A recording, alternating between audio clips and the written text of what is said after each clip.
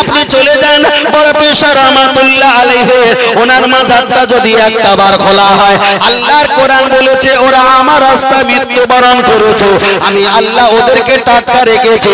খাজা মাইনুদ্দিন মুজাহিদ আল ফিসানি, কুতুবউদ্দিন বখতিয়ার কাকি, নিজামউদ্দিন আউলিয়া, ওদের কবরটা যদি খোলা হয়, আমার আল্লাহ ওদের কবরে টাটকা শরীর রেখে দিয়েছে।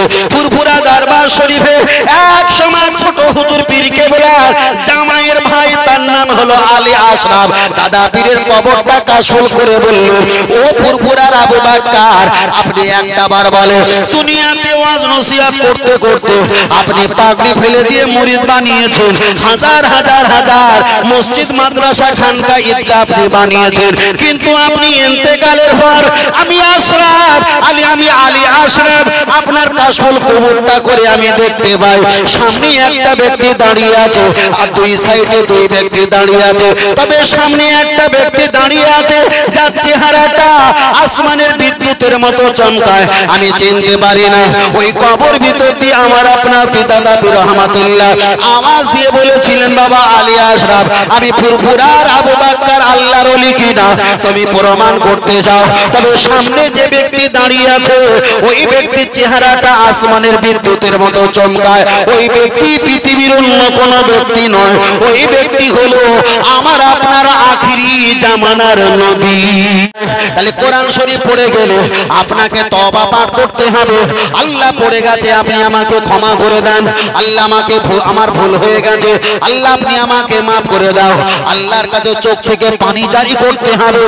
আর কাফারা হিসাবে আপনাকে একটা খাসি দিয়ে, ছাগল দিয়ে ওই কাফারাটা আপনাকে আদায় করতে হবে। সমাজে এমন একটা ফকটিয়া মশলা আর ফকটিয়া ফতোয়া জারি হয়ে গেছে, তোমার অত পয়সা নেই তুমি 2 কেজি চাউল দিয়ে দাও, তোমার অত পয়সা নেই 50 টাকা ইমামকে দিয়ে দাও, তোমার অত পয়সা নেই তুমি 2 কেজি লবণ দিয়ে দাও।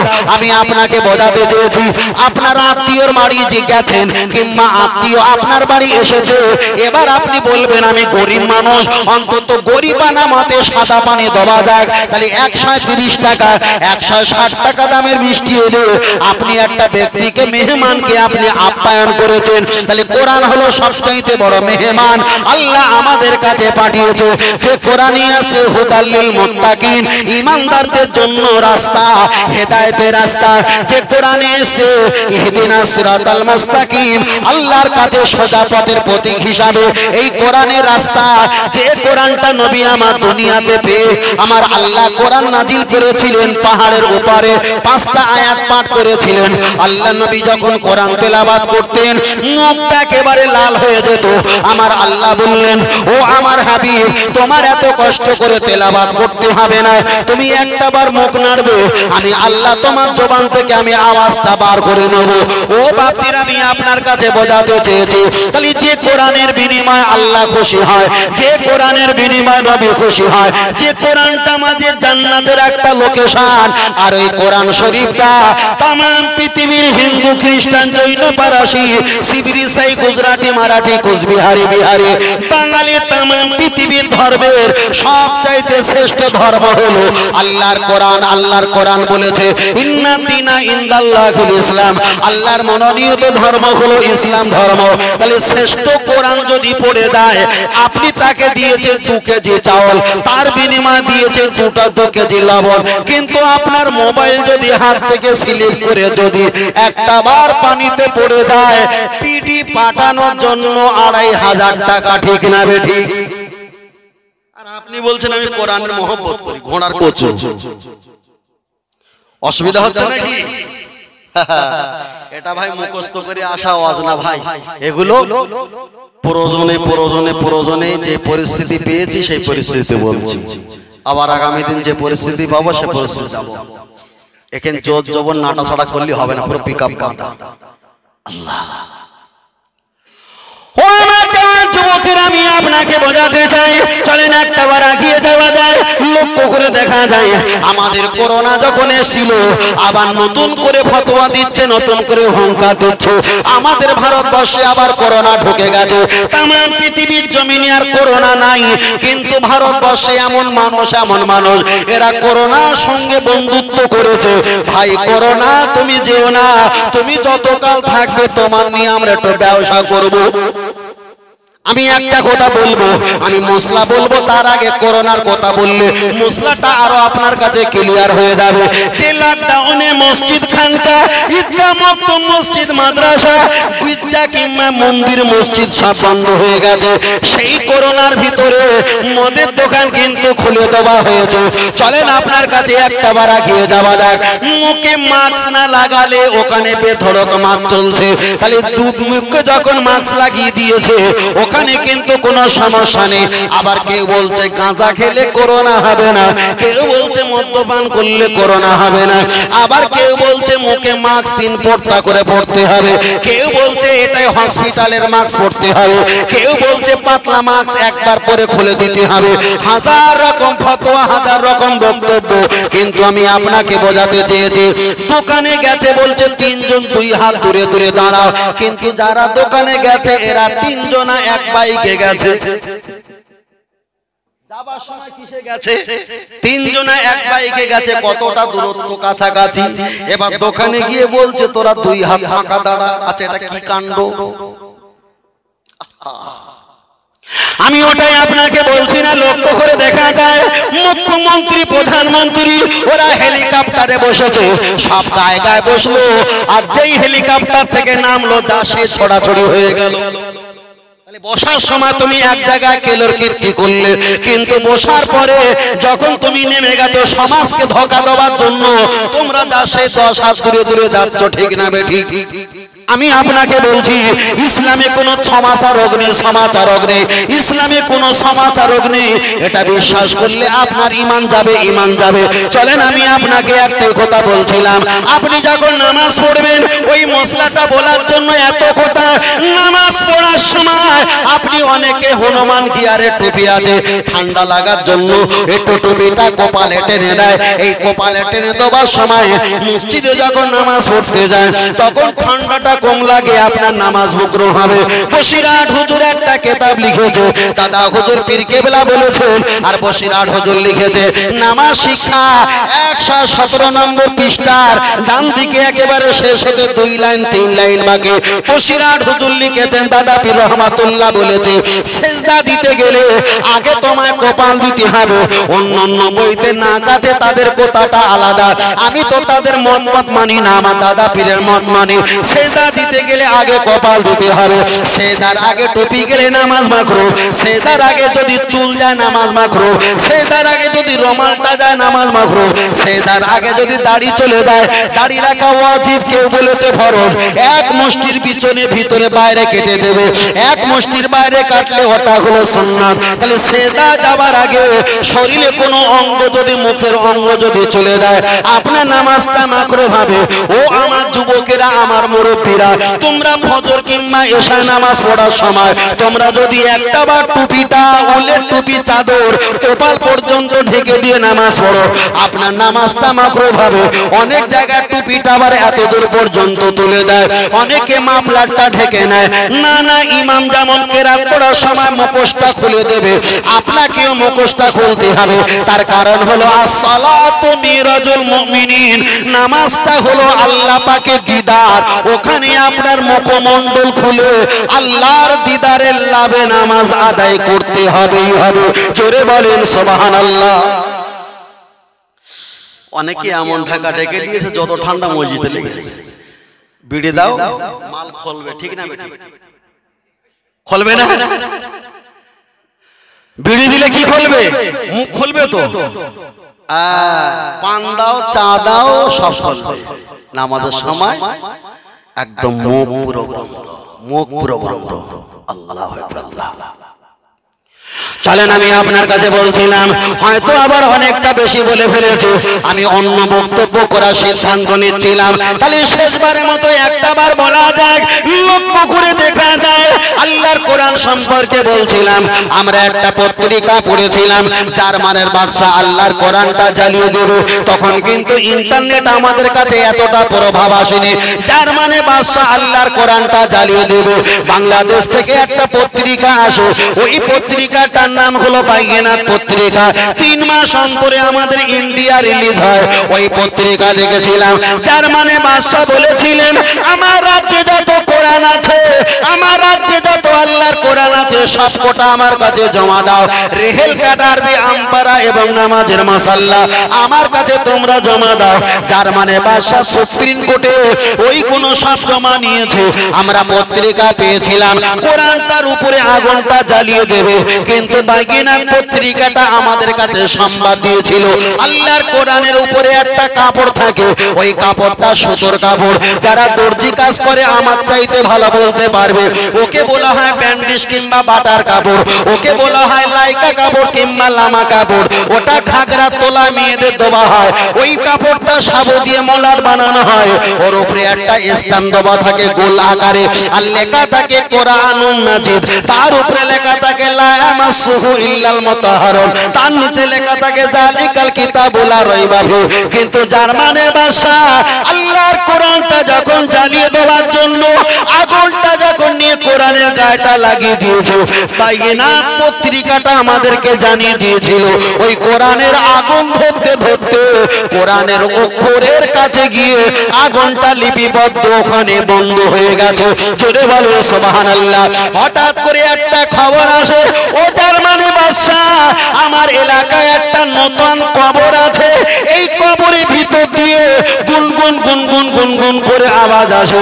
জার্মানি বাদশা জিজ্ঞাসা করে কিসের আওয়াজ, তা আমি জানি না। জার্মানি বাদশা ছুটলো, প্রজাপতিরা তারা সকলে ছুটলো, যারা প্রজারা ছিল তারা সকলে ওখানে হাজির হয়ে গেল। ইমামকে ডাক দিলেন, ইমাম বললেন কবরে যদি কোনো ব্যক্তির কণ্ঠের আওয়াজ পাওয়া যায়, শরিয়াতের মাসলা হলো ওই কবরটা ফাঁকা করা খোলা যায় যায়। যদি কোনো আওয়াজ পাওয়া না যায় তাহলে মৃত ব্যক্তির কবর খোলাটা হারাম, চলবে না। কিন্তু কবরের ভিতর দিয়ে আল্লাহর কোরআন তেলাওয়াতের আওয়াজ আসে।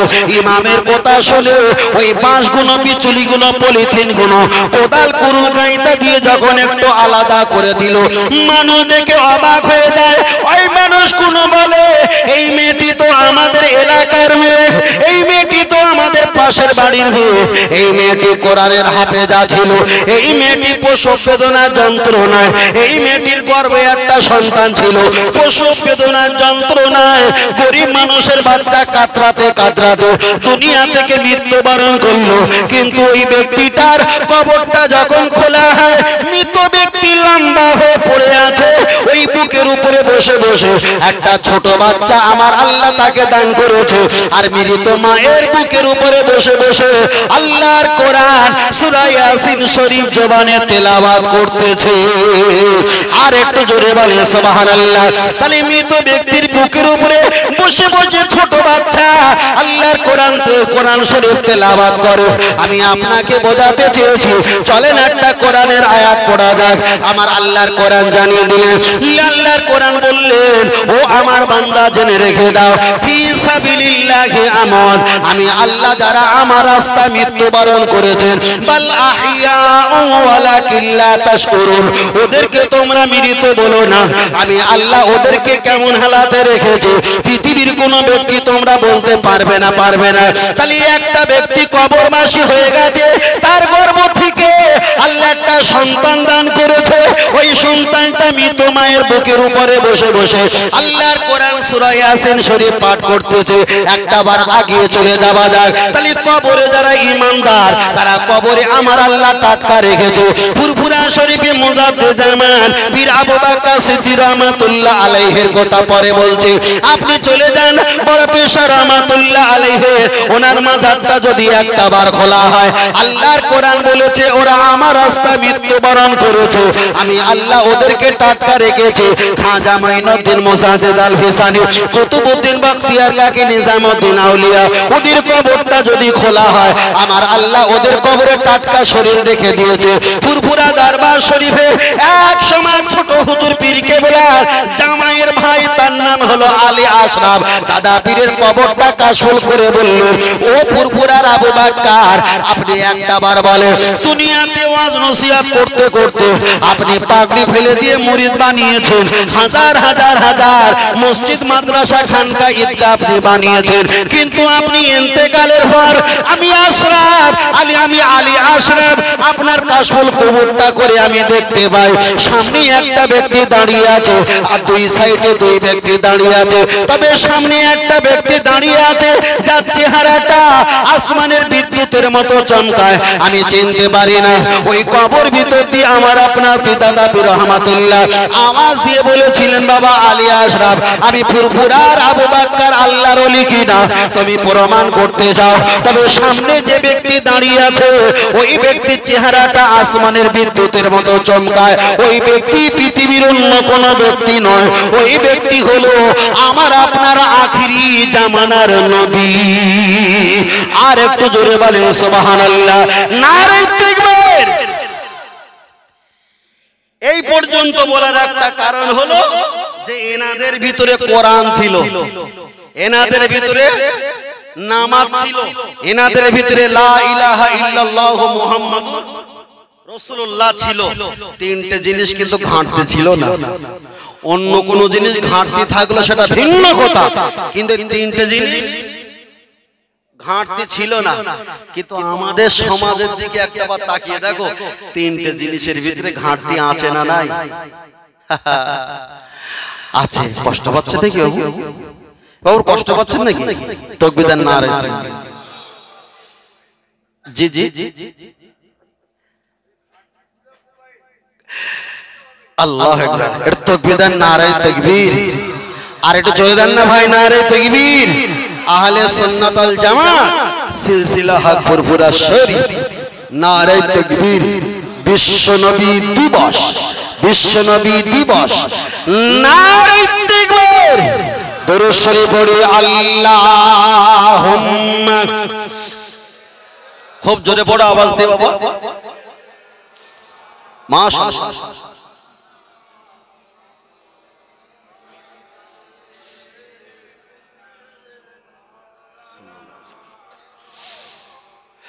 মা আমিনার ঘরে যাব, সেইখানে আখিরি নবীকে পাবো, মনের কথা সব বলিব, সে যে মুহাম্মদ ইয়া রাসূলুল্লাহ।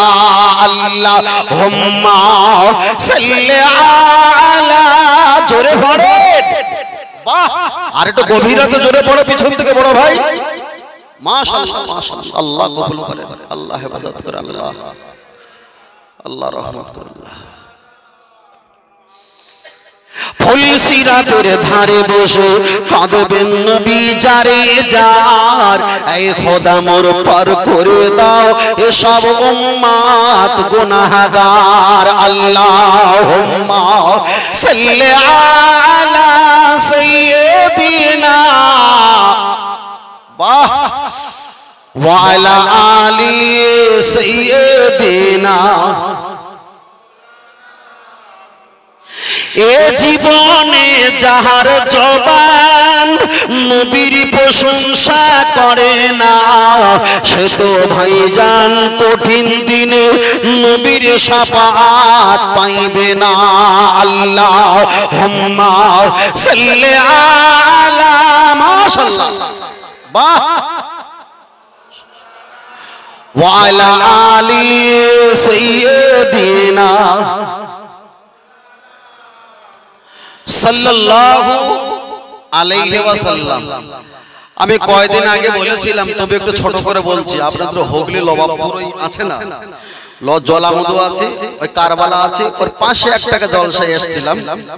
তা আমাকে একজন প্রশ্ন করেছিল, হুজুর কয়েকদিন আগে আমাদের এলাকায় একটা বক্তা এসেছিল, বক্তাটা তো অন্য কোম্পানি, আমরা সবাই একটা কোম্পানির মানুষ, তো উনি অন্য কোম্পানিতে মানুষেরা দাওয়াত করেছে, কিছু ছেলেরা আছে, তা উনি ওখানে এসে একটা নবী সম্পর্কে একটা ভুল কথা বলেছেন। তাই এটা যদি আপনি বলতেন, হয়তো আপনাদের এখানে এই চাপ আমাকে দেননি। অধিকাংশ জায়গায় গেলে না ভাই, ওদের যা চাওয়া পাওয়া দুঃখ কষ্ট কারোর সঙ্গে শেয়ার না করে আমার কাছে শেয়ার করে। হুজুর তুমি বলো, গালাগালি খাও তো তুমি খাও। তা আমি জানি বাপ का बेटा सिपाही का घोड़ा बहुत ज्यादा नहीं होता था, थोड़ा थोड़ा यानी कुछ कुछ होता।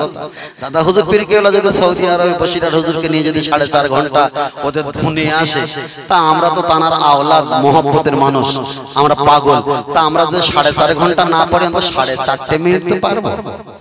তা উনি জিজ্ঞেস করলাম কি কি বলেছেন, তা আমাকে রেকর্ডটা শোনালো, ভিডিওটা শোনালো।